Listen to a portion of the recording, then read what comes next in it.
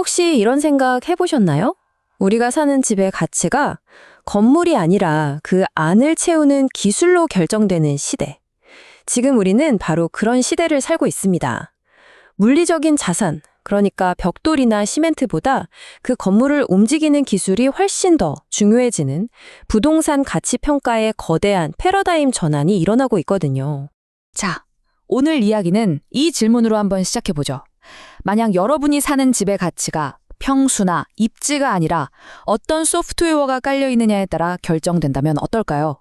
이건 우리가 부동산을 바라보던 아주 오래된 관점, 그러니까 로케이션이 전부다라는 생각에 정면으로 도전하는 질문이죠. 그런데 바로 그 기준이 지금 우리 눈앞에서 바뀌고 있습니다. 네, 맞습니다. 지금 역사적인 자산 가치의 대전환, 그 한복판에 우리가 서 있는 겁니다. 부동산의 가치가 더는 눈에 보이는 건물 그 자체에 머무는 게 아니라 그 공간이 제공하는 경험, 서비스, 그리고 이걸 가능하게 만드는 보이지 않는 기술과 연결되는 시대. 바로 그게 시작된 거죠. 오늘 우리는 이 네 가지 큰 흐름을 따라가 보려고 합니다. 첫째, 왜 가치 평가의 기준이 바뀌고 있는지 그 사회적인 배경부터 살펴볼 거고요. 둘째, 그 기술적인 심장 역할을 하는 건물 운영 체제가 뭔지 알아보고, 셋째, 이걸 통해 어떻게 비즈니스 모델이 소유에서 구독으로 바뀌는지 보겠습니다. 그리고 마지막으로 가장 중요한 거죠.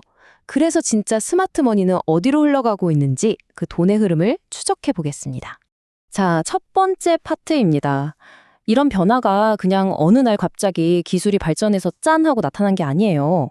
그 뿌리를 파고 들어가 보면 기존의 낡은 시스템으로는 더 이상 해결할 수 없는 우리 사회의 구조적인 변화가 자리 잡고 있습니다. 가장 대표적인 예가 바로 1인 가구의 폭발적인 증가입니다. 이 그래프를 좀 보세요. 한국은 2015년에 27.2%였던 1인 가구 비율이 불과 7년 만인 2022년에는 34.5%까지 치솟았어요. 이건 정말 엄청난 속도거든요. 이렇게 인구 구조가 급격하게 바뀌니까 기존의 아파트 중심 주택 공급 모델은 한계에 부딪힐 수밖에 없는 거죠. 특히 한국 시장에서는 이 전세제도의 붕괴가 변화를 더 빠르게 만들었습니다. 아시겠지만 전세 사기 위험 또 불안정한 계약 때문에 신뢰를 완전히 잃었잖아요. 바로 그 빈자리를 전문 회사가 안전하게 관리해주면서 커뮤니티나 여러 서비스를 제공하는 코리빈 같은 월세 기반의 새로운 모델들이 빠르게 파고들고 있는 겁니다. 이 전세 제도의 실패가 얼마나 심각한지는 이 숫자 하나로 모든 게 설명됩니다. 2022년 단 한 해 동안 국가가 집주인 대신 갚아준 돈이 무려 9,241억 원. 2015년과 비교하면 거의 1,000배가 늘어난 수치예요. 그러니까 핵심은 이겁니다. 기존 시스템이 무너지면서 새로운 것을 위한 거대한 시장의 공백이 만들어졌다는 거죠. 그렇다면 이 사회적 문제를 해결할 기술적인 해법은 뭘까요? 바로 건물 운영 체제, 영어로는 빌딩 OS, 줄여서 BOS라고 부르는 겁니다. 이제 건물은 더 이상 고정된 하드웨어가 아니에요.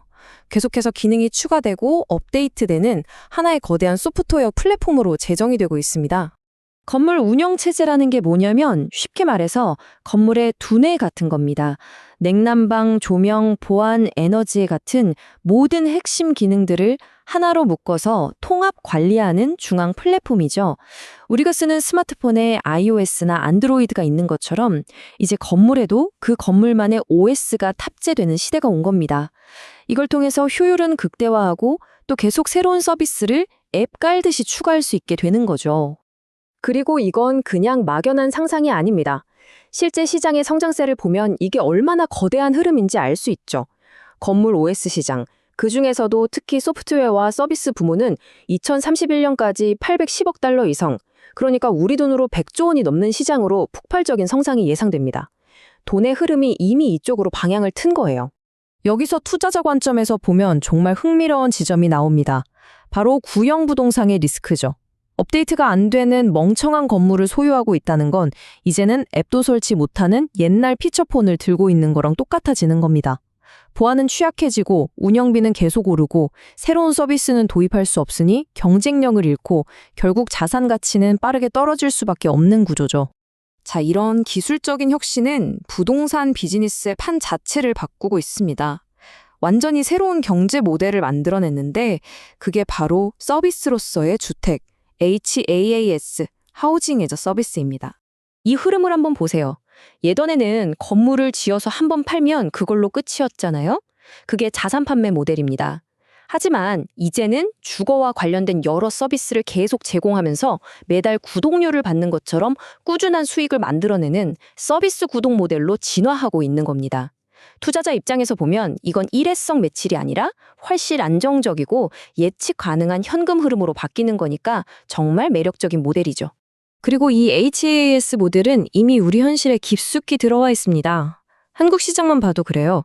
SKD&D의 에피소드는 젊은 직장인들을, 로컬스티치는 원격 근무하는 디지털 노마드들을, 또 MGRV의 맹그로브는 비슷한 라이프 스타일을 공유하는 사람들을 대상으로 아주 성공적으로 비즈니스를 하고 있죠.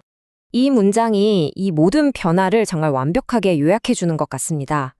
부동산의 미래는 하드웨어를 파는 게 아니라 삶을 위한 운영체제와 구독 서비스를 제공하는 데 있다.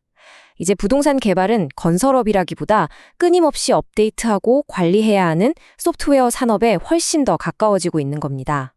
자, 이제 가장 중요한 투자 이야기로 넘어가 보겠습니다. 지금까지 이야기한 이 모든 변화는요, 전통적인 부동산 시장에서 어마어마한 규모의 자본이 빠져나와 다른 곳으로 이동하는 거대한 자산의 이동을 만들어내고 있습니다. 이 숫자 정말 압도적이지 않나요? 6,500억 달러, 우리 돈으로 800조 원이 넘는 돈입니다.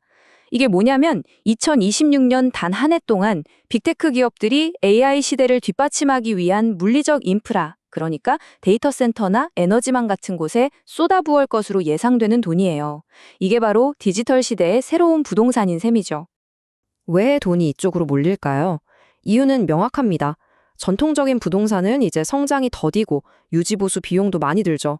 반면에 데이터 센터나 재생에너지 같은 기술 인프라는 AI라는 폭발적인 수요를 등에 업고 훨씬 높은 자본 효율성을 보여주고 있습니다. 그래서 이제 월가의 큰손들은 부동산 가치를 평수가 아니라 데이터 센터의 전력량인 메가와트를 기준으로 평가하기 시작한 겁니다. 그렇다면 우리의 투자 전략도 당연히 업데이트 되어야겠죠. 더 이상 소프트웨어 업데이트가 불가능한 낡은 부동산 자산의 비중은 줄여야 합니다. 대신에 그 건물을 똑똑하게 만드는 건물 OS 관련 기업이나 이 모든 기술을 가능하게 만드는 핵심 인프라, 즉 AI 로보틱스, 데이터 센터, 재생에너지 기업에 대한 투자를 늘려야 합니다. 이게 바로 지금 시대에 맞는 자산 배분 전략입니다. 네, 오늘의 결론은 아주 명확합니다. 바로 가치의 대이동입니다. 눈에 보이는 정적인 건물에서 눈에 보이지 않는 역동적인 소프트웨어, 서비스, 그리고 에너지 인프라로 부동산의 가치 중심이 완전히 옮겨가고 있습니다. 마지막으로 이 질문을 여러분께 던지면서 마무리하고 싶습니다. 내 집이 스마트폰 앱처럼 계속 업데이트되고 물리적인 거리의 제약이 점점 사라지는 세상에서 과연 어떤 장소를 소유한다는 것은 우리에게 어떤 의미일까요? 어쩌면 우리는 이 거대한 변화 속에서 집과 소유의 의미 자체를 처음부터 다시 생각해야 할 시점에 와 있는지도 모르겠습니다.